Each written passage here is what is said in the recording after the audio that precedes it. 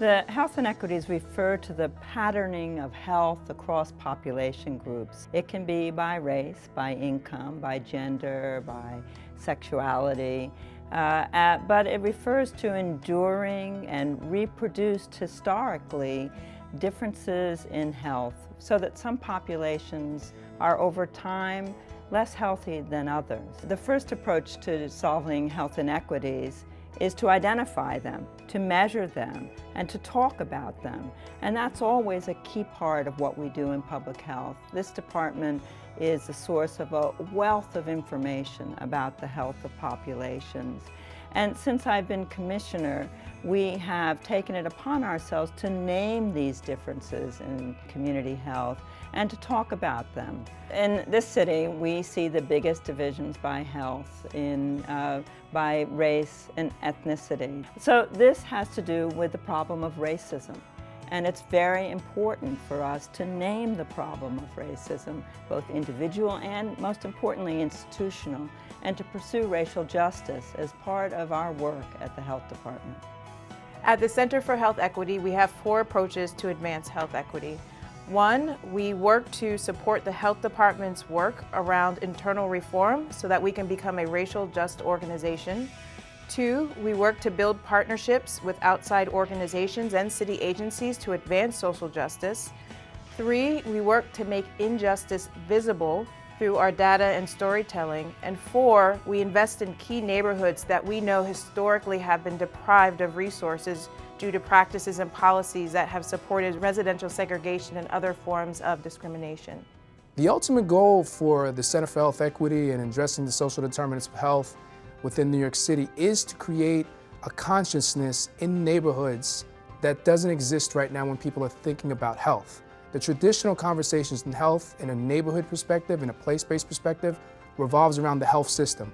We need new hospitals, we need new clinics, we need more doctors.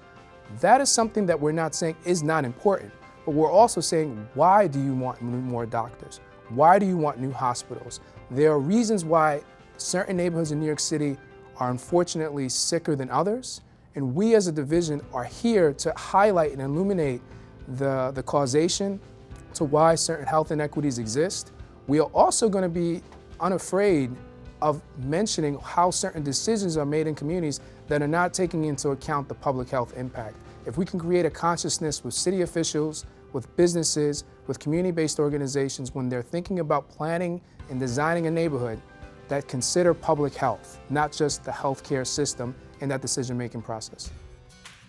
One of the ways that elevating voices of our community residents and really valuing their expertise was through one of our planning processes that we went through in Brownsville, Brooklyn, in which the residents were calling upon us to say, you know, we want to ride bikes, we would like to walk, but the reality is it's not safe enough to do so.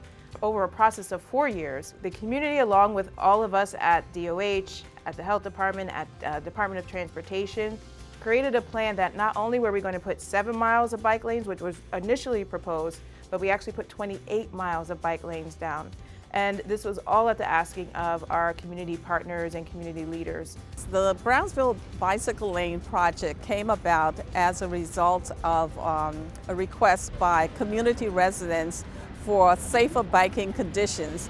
And as district manager of Community Board 16, it's my responsibility to interact with the various city agencies to resolve concerns of the community. I love biking, I love outside.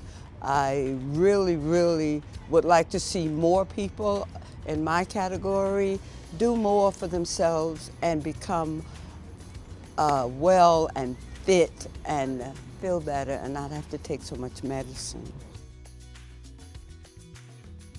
So we work with a lot of different neighborhood groups and residents and elected officials and pretty much anyone who wants to work with us on improving the health of the South Bronx. Urban Health Plan is a neighborhood health clinic. Along with us, they've identified several corner stores, or bodegas as we call them in New York, and they work with the local bodegas to make sure that the bodegas have offerings that are a little bit more on the healthy side than what they might have offered previously.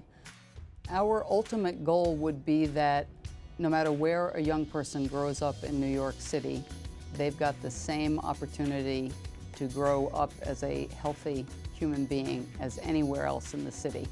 One of the most biggest changes I've seen with Shop Healthy Bronx is the interest level, not only of community residents, but of practitioners in urban health centers that want to get involved, and also the demand for healthier options and wanting to get to taste different foods too.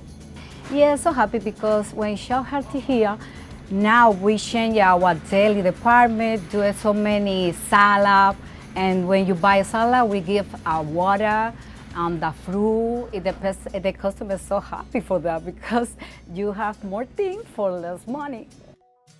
Everything healthy. It's important that neighborhoods that over time are less healthy than others not be seen as neighborhoods that are simply needy neighborhoods.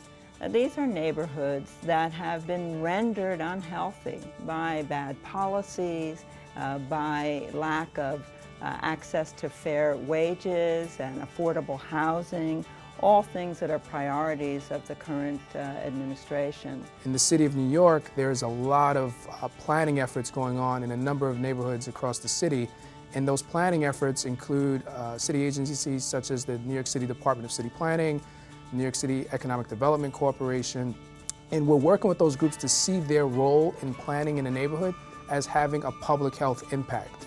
One of the opportunities that we have at the Center for Health Equity, I believe, is innovation around communications and really using it as a tool to share what's going on in our city, but also to capitalize on what other people are doing. And so we need to be comfortable as a health department in using hashtags and handles and Twitter and Instagram. And it's not considered a barrier, but it's considered an opportunity. This is something that affects all of us.